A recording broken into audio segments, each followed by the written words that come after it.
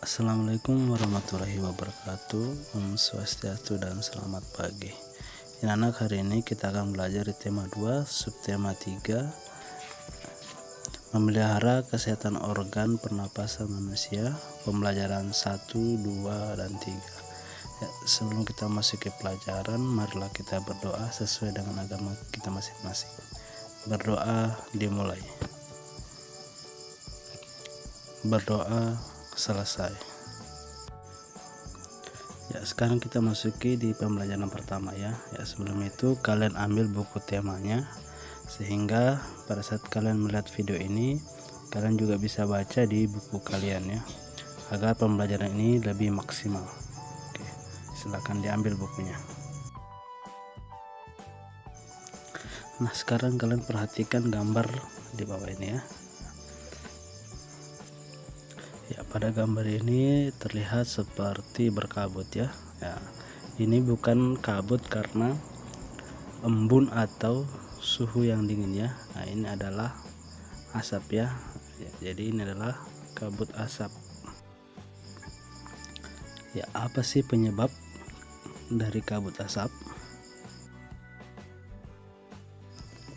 Penyebab bencana kabut asap adalah kebakaran hutan ya, seperti yang terjadi pada tahun 2015.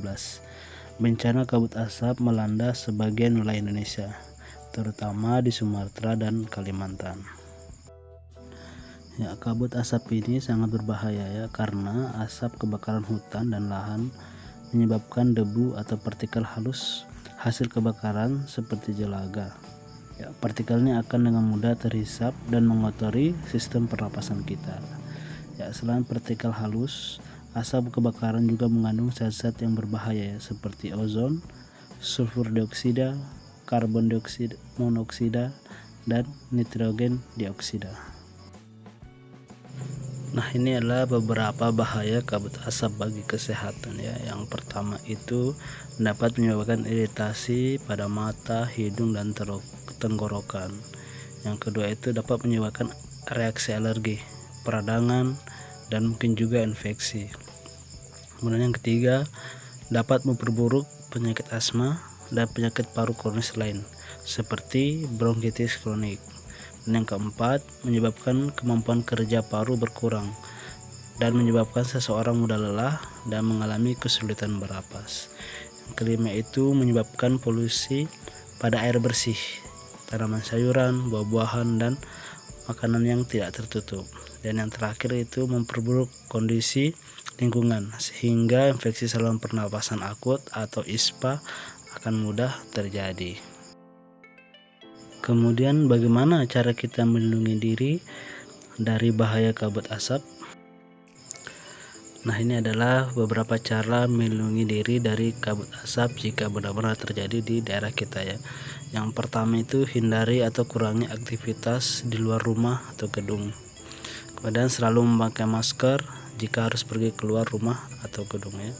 Kemudian minumlah air putih lebih banyak dan sering, agar debu dan partikel halus yang menempel pada tenggorokan larut dan masuk ke dalam pencernaan sehingga ikut terbuang bersama kotoran. Kemudian yang keempat itu segera berobat ke dokter atau sarana pelayanan kesehatan terdekat bila mengalami kesulitan bernapas. Dan yang kelima, upayakan agar asap dari luar tidak masuk ke dalam rumah atau gedung ya. Kemudian tempat penampungan air minum dan makan harus ditutup dan terlindungi dengan baik. Dan yang terakhir, buah-buahan dan sayuran yang dicuci sebelum kita konsumsi. Organ pernapasan yang sehat merupakan idaman bagi seluruh manusia ya. Jadi kita harus pandai-pandai menjaganya ya. Ini ada beberapa cara untuk menjaga kesehatan organ pernapasan. Yang pertama itu menggunakan masker saat berada di daerah yang mengalami pencemaran udara. Kemudian menjaga kesehatan dan kebersihan lingkungan. Dan yang terakhir itu menanam pohon di sekitar lingkungan kita ya, atau di rumah kita. Kemarin kita sudah membahas tentang menemukan informasi dari teks ya. Kali ini kita akan mengulasnya kembali ya, agar lebih ingat dan paham. Oke, dalam menentukan atau menemukan informasi dari teks, kita harus membuat beberapa pertanyaan ya. Contohnya pertanyaan itu diawali kata tanya ya, apa, di mana, kapan, siapa, mengapa, dan bagaimana ya. Oke, yang pertama itu apa ya? Ya, apa di sini itu untuk mengetahui informasi tentang suatu hal atau benda. Kemudian di mana, yaitu untuk mengetahui informasi tempat ya. Kemudian kapan ya, ini untuk mengetahui informasi waktu. Kemudian siapa ya, ini untuk mengetahui informasi pelaku atau tokoh. Kemudian mengapa, yaitu untuk mengetahui informasi alasan suatu hal. Kemudian yang terakhir itu bagaimana ya, yaitu untuk mengetahui informasi tentang proses atau penjelasan sesuatu.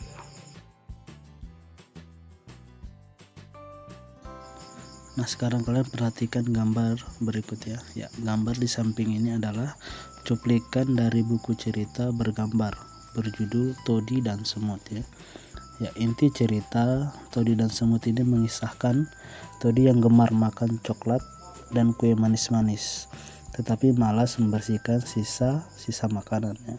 Suatu ketika Todi segera tidur setelah makan kue manis dengan mulut dan tangan yang kotor ya, terkena sisa-sisa makanan. Saat Todi tertidur, pasukan semut mengerumuni Todi. Mereka juga menggigit tangan dan muka Todi sehingga bentol-bentol. Todi terbangun dan menangis karena merasa gatal-gatal. Sejak saat itu, Todi selalu membersihkan diri seusai makan. Nah, sekarang pertanyaannya, apakah gambar di samping mendukung cerita? Ya, jawabannya mendukung ya, karena di sini ada Todi yang sedang tidur selesai makan kue coklat. Kemudian ada semut yang mengintai Dodi ya. Ya, dan cerita ini disebut cerita bergambar. Nah, kemudian apa itu cerita bergambar? Ya, cerita bergambar adalah cerita yang ditampilkan dengan menggunakan gambar. Ya, contoh berita bergambar adalah komik. Nah, kemudian ini adalah unsur atau bagian-bagian ya dalam cerita bergambar. Nah, yang pertama itu ada panel ya. Panel ini adalah kotak berisi ilustrasi. Ilustrasi ini adalah gambar ya. Dan teks yang tersusun menjadi sebuah cerita. Kemudian ada narasi ya. Narasi ini berisi keterangan tentang latar tempat, waktu, atau situasi ya. Kemudian ada parit. Ya, paritnya adalah ruang antar panel ya atau kotak ya. Kemudian ada balon kata ya untuk meletakkan dialog atau narasi ya. Kemudian yang terakhir ilustrasi ya, atau gambar yang digunakan untuk memperjelas cerita. Oke, sekarang kalian perhatikan gambar berikutnya. Ini adalah contoh di mana panel apa itu narasi, ilustrasi, parit, dan balon kata. Yang pertama itu panel ya. Panel ini adalah yang ini ya, ini ya, yang kotak-kotak seperti ini disebut adalah panel. Kemudian narasi ya, ya ini menggambarkan latar tempat ya, waktu atau situasi. Kemudian ada ilustrasi ya atau gambar ya untuk menjelaskan cerita. Kemudian ada parit ya, ruang atau celah antar kotak-kotak. Kemudian ada balon kata ya yang berisi dialog ya. Ya, kesehatan organ pernapasan penting sekali untuk dijaga ya. Kemudian inilah berbagai cara melihara organ pernapasan. Yang pertama itu menjaga kesehatan organ pernapasan, yaitu dengan makan makanan bergizi, berolahraga teratur, istirahat yang cukup ya. Kemudian yang kedua itu menghindari zat yang dapat merusak organ pernapasan. Yang pertama itu tidak merokok dan menghindari asap rokok. Kemudian menggunakan masker. Terakhir itu mengurangi makanan dingin. Kemudian yang cara ketiga itu menjaga kesehatan lingkungan sekitar, yaitu dengan membuat ventilasi udara di rumah, kemudian membersihkan rumah dari debu-debu, dan menanam tumbuhan agar udara lebih bersih, dan yang terakhir mencegah ruangan lembab.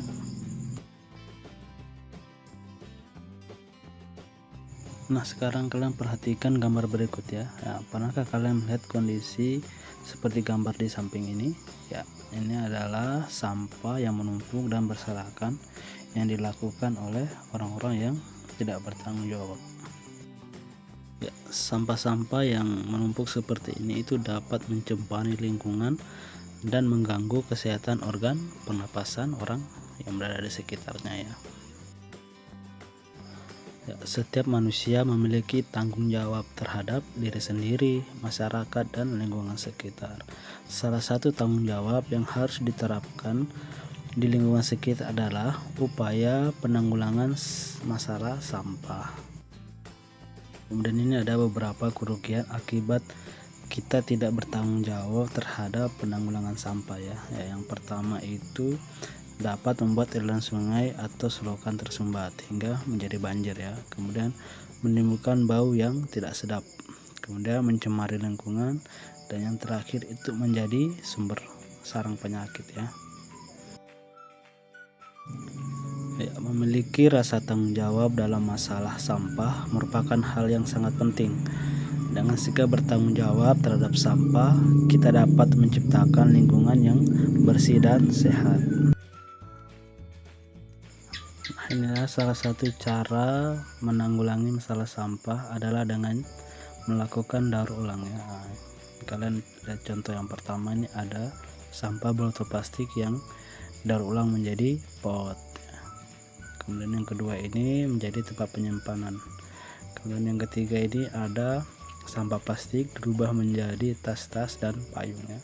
Kemudian di sini yang keempat ada botol plastik yang dirubah menjadi bak sampah ya. Nah, kemudian yang ketiga juga ini terbuat dari kertas ya, menjadi keranjang ya.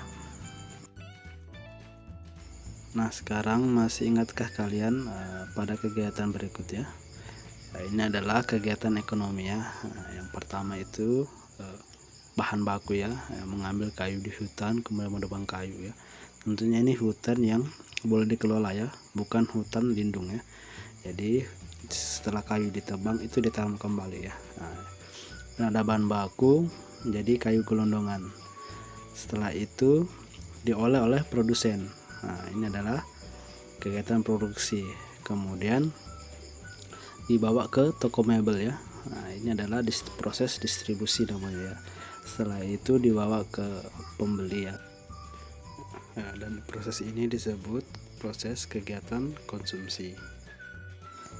Kita membutuhkan orang lain untuk memenuhi kebutuhan yang tidak bisa kita hasilkan ya. Contohnya kita membutuhkan meja dan kursi, nah sedangkan kita tidak bisa membuatnya, jadi kita harus membeli jadi toko mebel ya. Nah, itu adalah contohnya ya.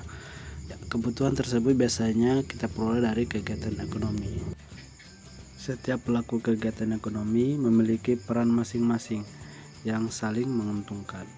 Keterlibatan orang lain dalam kegiatan ekonomi dapat kita temukan dalam tahap produksi, distribusi, dan konsumsi. Ya, jadi kita harus menghargai peranan setiap individu, mulai dari yang melakukan kegiatan produksi, distribusi, dan konsumsi ya, karena kita saling membutuhkan satu dan lainnya. Nah, kemudian ini ada tugas untuk kalian ya. Tugas 1 itu halaman 94-95, dan tugas 2 itu halaman 99 ya. Kemudian batas kumpul tugas itu sampai hari Sabtu 4 September 2021 ya. Anak-anak, demikianlah pembelajaran kita hari ini. Kurang dan lebihnya mohon dimaafkan. Assalamualaikum warahmatullahi wabarakatuh. Om Swastiastu dan selamat pagi.